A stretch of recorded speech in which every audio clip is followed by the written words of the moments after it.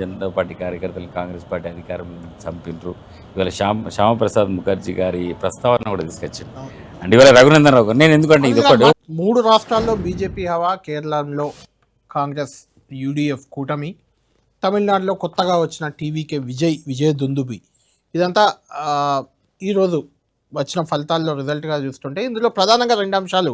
ఇప్పుడే ప్రధాని మోడీ గారు చెప్పినట్లు, రఘునందన్ గారు మోడీ గారు అన్నట్లు మహిళా బిల్లుకు వ్యతిరేకంగా వ్యవహరించారు కాబట్టి డిఎంకేకి, అదేవిధంగా టీఎంసీ మమతా బెనర్జీ టీఎంసీకి, కాంగ్రెస్కి బుద్ధి చెప్పారు అనేది ఒకటి.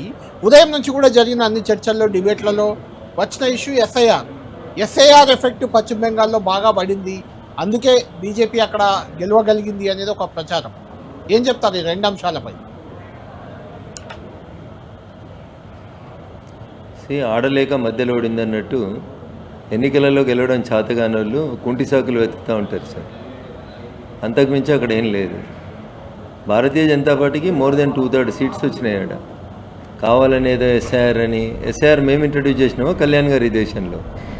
వీడికి దేశంలో 11 సార్లు ఎస్ఐఆర్ జరిగింది.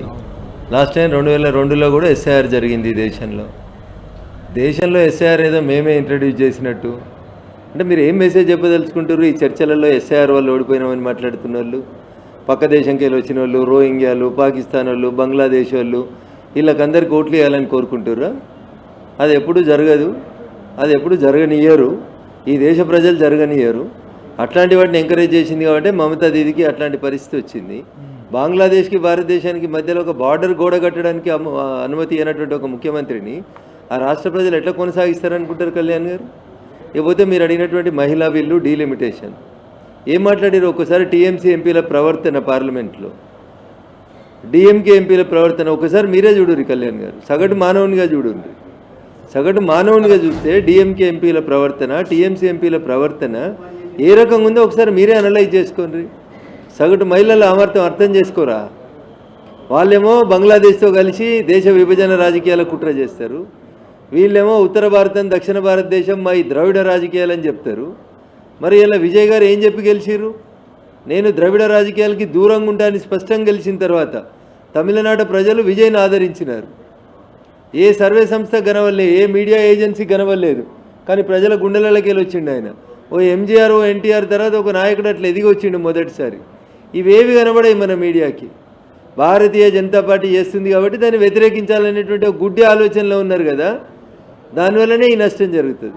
నరేంద్ర మోడీ గారు లోక్సభలో ఈ డీలిమిటేషన్, రాజ్యాంగ సవరణ 131వ అమెండ్మెంట్ని ప్రవేశపెట్టినప్పుడు నిండు లోక్సభలో మాట్లాడుతూ చెప్పిండ్రు, ఈ బిల్లు వీగిపోతే ప్రతిపక్షాలకు నష్టం జరుగుతుంది, మాకు లాభం జరుగుతుంది అని చెప్పిండ్రు. గతంలో ఎట్లయితే 2023 సెప్టెంబర్లో మహిళా బిల్లును అందరం కలిసి పాస్ చేసినామో అట్లా ఈ బిల్లును కూడా పాస్ చేయండి అని చెప్పినారు, విజ్ఞప్తి చేసిండ్రు. క్రెడిట్ అందరికీ తీసుకోండి అని చెప్పిండ్రు. అయినప్పటికీ కూడా మొండిగా పోయి మోడీ గారు ఎస్ అంటే మేము నో అంటామని చేసిర్రు తప్ప దానివల్ల వచ్చిన ఫలితాలు ఏందో చేసుకున్నోడికి చేసుకున్నంత అని చెప్తాం కళ్యాణ్ గారు. వాళ్ళకే అర్థమైందని నేను అనుకుంటా ఉన్నా. రైట్. అనిల్ గారు, మీరు బెంగాల్లో మీకు ఇప్పటివరకు అధికారం రాకపోవడానికి కారణం చెప్తున్నారు, మరి దానికి ఏం చెప్తారు? భవిష్యత్తులో కాంగ్రెస్ పార్టీ అనేది పశ్చిమ బెంగాల్లో 1-2 గెలిచినట్టుంది. భవిష్యత్తులో అవి కూడా గెలవదు అనేది అయితే గుర్తుపెట్టుకోండి. శ్యామప్రసాద్ ముఖర్జీ గారు సరే తినబోతూ రుచులు ఎందుకు కళ్యాణ్ గారు? తెలంగాణలో అధికారంలోకి వచ్చేది కూడా మేమే. కొద్దిగా ఓపిక పట్టండి, ఎందుకు టెన్షన్ పడతా ఉన్నారు? మీ అందరి ఆశలకి ఆకాంక్షలకి ఫుల్ స్టాప్ పెడుతూ భారతీయ జనతా పార్టీ తెలంగాణ రాష్ట్రంలో కూడా అధికారంలోకి వస్తుంది అనేది అంటున్నాడు. 1 గెలిచిరా 2 గెలిచిరా, మేము ఎన్డీఏ కూటమిగా తమిళనాడులో మేము గెలిచిన 53 సీట్లు అన్నా. సరే మీరు పోయి డిఎంకే తోటి ఇండి కూటమి అని పెట్టుకున్నారు. మీరు ఎన్ని గెలిచిరన్న తమిళనాడులో? మీరు ఎవరి మీద గెలిచిరన్న? బీజేపీ మీద గెలిచిరా? కేరళలో మీ భాగస్వామ్య పక్షాన్ని మీరే ఓడగొట్టుకుంటున్నారు. అందుకనే మీరు ధృతరాష్ట్ర కౌగిలి, మీతోటి ఎవడు పొట్టు వెతుకున్నా వాడు చచ్చిపోవడం తప్పితే ఇంకొకటి లేదు.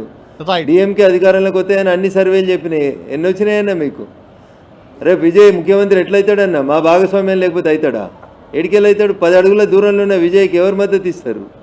మాతో కలిసి వస్తాడా, ఎవరితో కలిసి వస్తాడో చూద్దాం, వెయిట్ అండ్ సీ.